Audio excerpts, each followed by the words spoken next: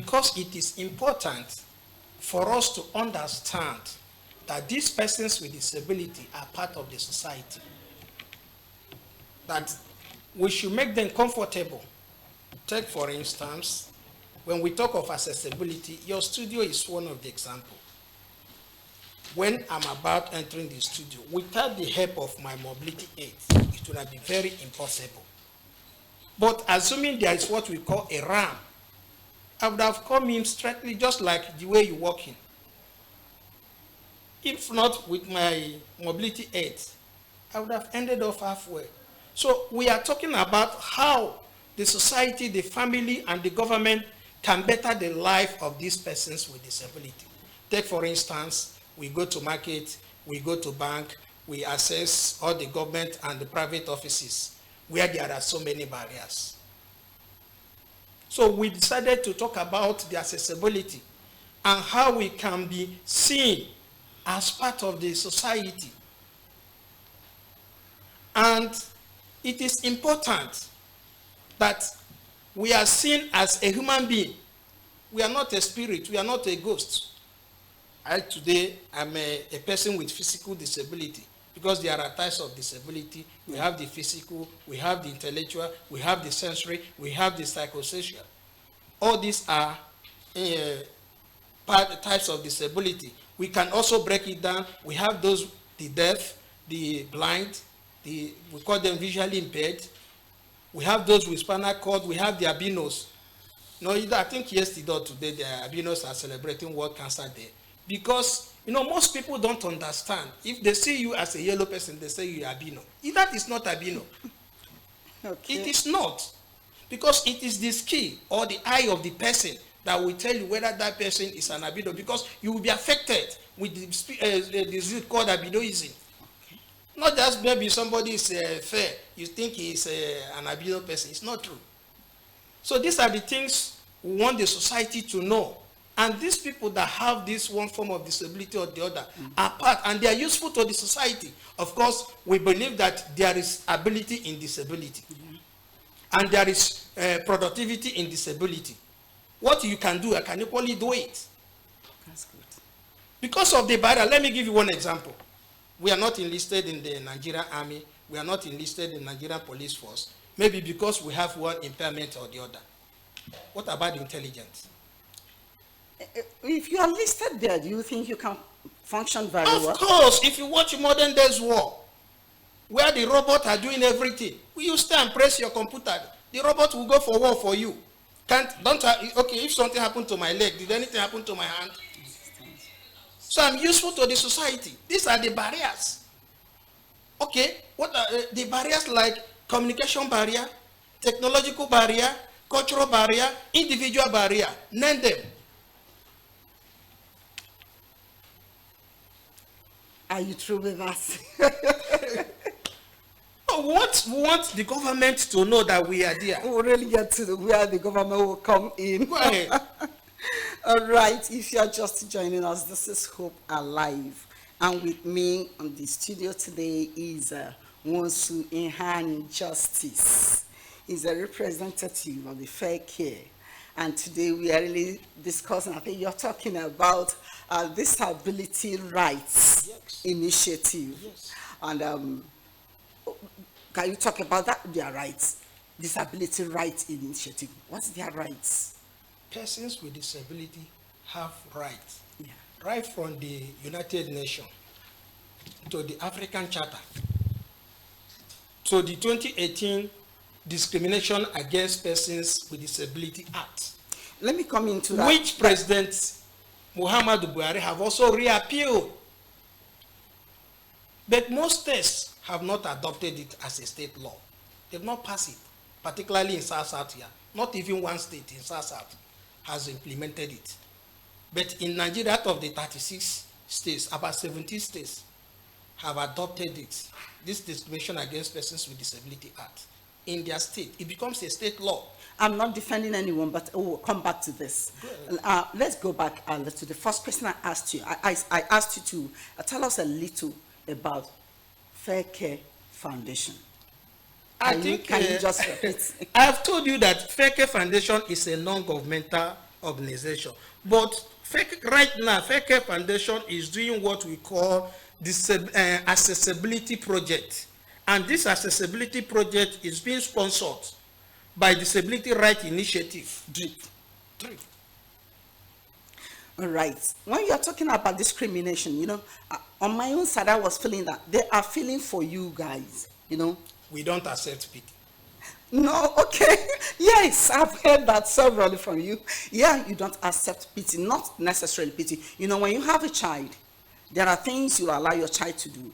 There are things you don't allow your child to do because you know the implication. Yeah. So I'm feeling maybe they felt that if they allow you fully, like this army or police, things like that, it might affect your lives.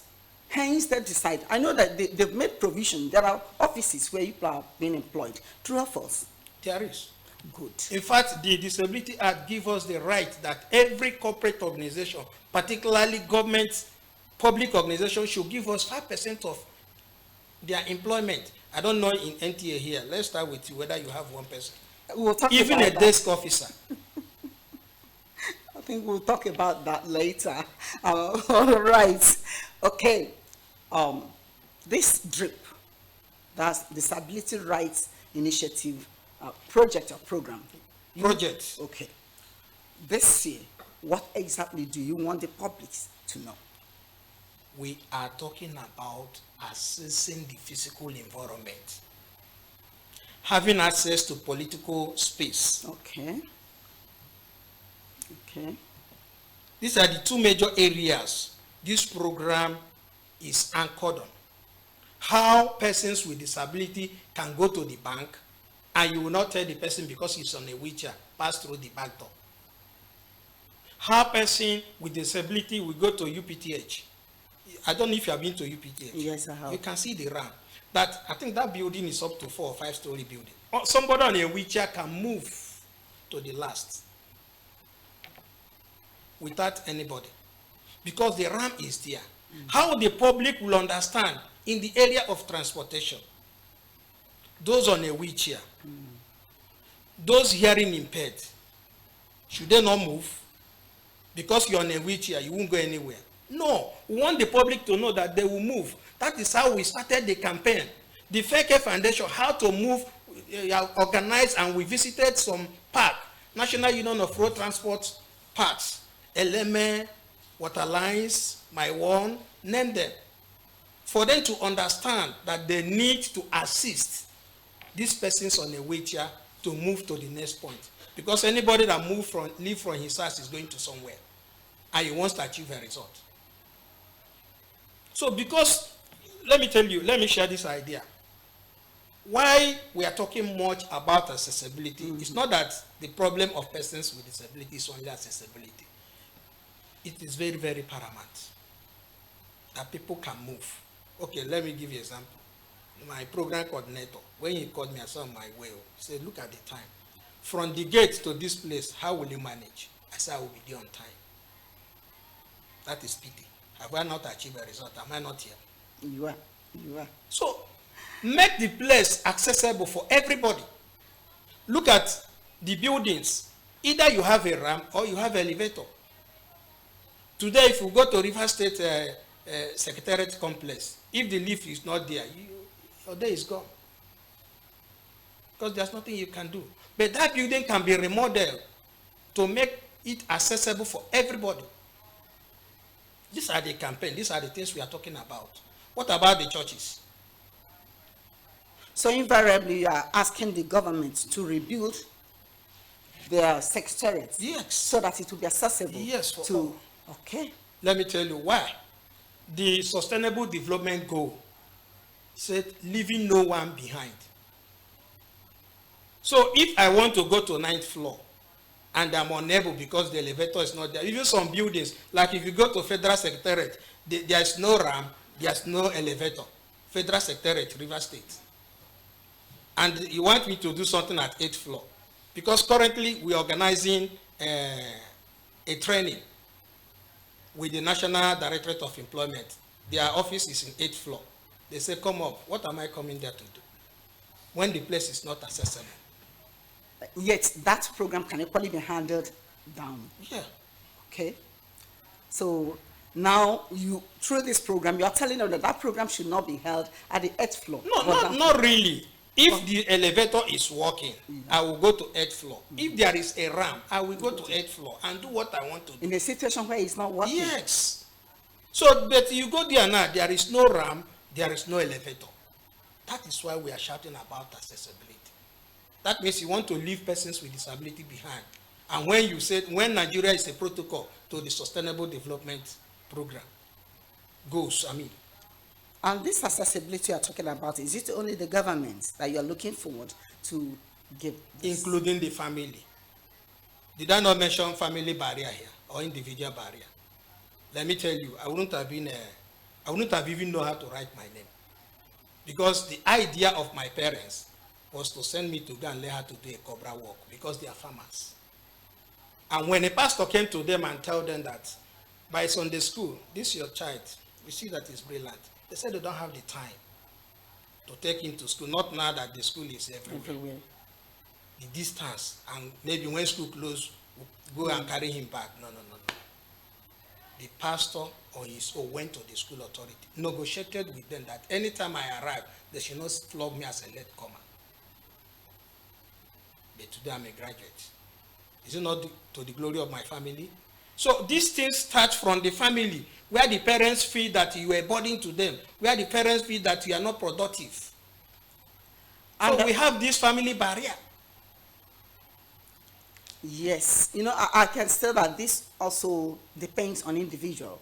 You see the role the reverend or the pastor played. Yes. That really contributed, showing you that it's not the society as a whole, but some individuals don't understand, and that is why you're here, to educate those of us out there. Assuming you have someone with disability in your family, you should not look down on the person. Some are hiding them. We are in a field. Some family, when they have persons with disability, they hide them. They don't go to school. That is why they are shouting. So that you know that it is not only your child. That's why we give kudos to Freke Foundation. We also thank somebody like Apostle Chinyere of OPM that have autism school. And that is the only autism school in the whole South. So what is the government doing for us? Even when government, what we have is special school. No, we are not talking of special school again. We are talking of an inclusive education.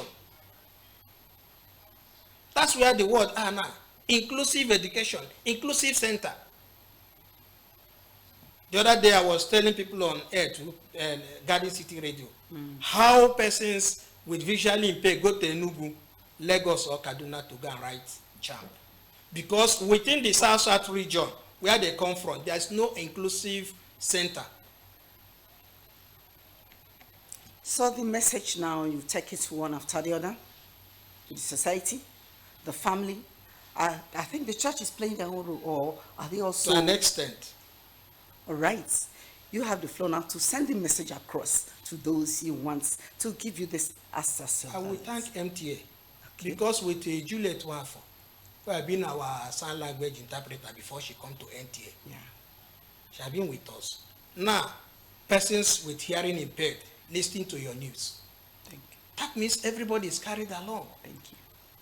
We thank NTA for that. Right. Particularly, I think your director, Evelyn Wosu, she's doing wonderfully well. Thank you. We appreciate her. Exactly. Then to the churches, we also carry the campaign to churches. Now you can see the churches, they can have RAM, bring in sign language interpreters so that everybody will be carried along. What is important to us is the demonstration of the 2018 Disability Act in Rivers State, or implementation of Rivers State Enhancement Welfare Bill of 2011. Rotumi and Mechi sign it into law. Government is a continuity. Let them bring that document. If it is obsolete, we can remodel it. Having signed it, have you made any efforts since he signed it into law? He's no longer on that seat. Have you made efforts to bring it up and the government did not do that. As I think you are here now. Just say as your I'm message and talking, I believe that I'm not talking within the confines. Of course, yes. Everybody is on the air. Yeah. And we are shouting it, that we need this law in the state so that we be part of it. Take, for example, am I not qualified to represent my ward as a councillor? I go in this year, October 5 election, to contest. They said no, somebody with disability cannot represent us. Is that not discrimination? Assuming the political parties have it in their constitution that so number of persons with disability should occupy. Let's say out of the 32 House of Assembly, let's say 2 persons must be persons with disability, like what they are doing to the women, the 35% affirmative of women. Are we not there in the political space? Because he who wears the shoe knows where it pitches. Okay, take for instance, if the governor have appointed one of us as special assistant on disability matters, each time the governor look at him, he will remember the vulnerable group. That's why we are begging that government should appoint one of us as special advisor to the governor on disability matters. Because that person will help to remind the governor, is a man with a good heart. Yeah. Yeah. So look into that law and make it work for the benefit of everybody. Is there any community? Let me tell you, we have moved around many LGAs and many communities. No one community I have traveled to, I have not seen more than one person with disability in Rivers State. And if there's any community that you go around, nobody with disabilities in that community, let anybody come on air and challenge me. Because I have toured around the 23 LGA. Freke Foundation trained us as a disability advocate. All we do every day by day is disability, the right of persons with disability, how these people can come in, how they are integral part of the society, how family can see them as members of their family. All right, quick one. You know, you said that there's a program you people normally do, which you started last year. Yes. So what is that program all about? Can we know about it here? Yeah, it is a disability right initiative. Apart from the last year on, the same foundation, that's the Freke Foundation, have started a program with women with disability. So that women with disability will know their rights in the society. So this very one is being sponsored by Disability Right Initiative, so that they can talk more about the accessibility, just like what you are doing now. We are before now, Juliet Nwafo is not up to 3 years in NTA. Mm-hmm. It is because we are coming here to talk about it that you now see the need and bring her in. Now, when it is news time, everybody will be there to hear what the government and corporate bodies are saying. You are being carried along. So that is what we are doing. Let this campaign go down. Our education, we did a survey between Eleme, Obiakpo, and Port Harcourt City about the schools. Most of the schools don't have RAM. That means person on a wheelchair cannot go to that school. Even the special school we have in Rivers State, nothing is happening there. Nothing. Because to an extent, qualified teachers are not there. The leak are roofing. The roof are leaking. So we want government to see us as one of them. It's just like I'm your son, I'm doing well. You'll be proud of me. Exactly. Let government be proud of us, that these people are productive to the society. We have said there's ability in disability, and nothing for us without us. Nothing for us without us. How can you plan our program without one of you being there? Nothing for. And when we say all is all, we mean all is all. Let nobody be left behind. Every government of the day is talking about the sustainable development goal, sustainable development goal. What are you doing to us? People are still building.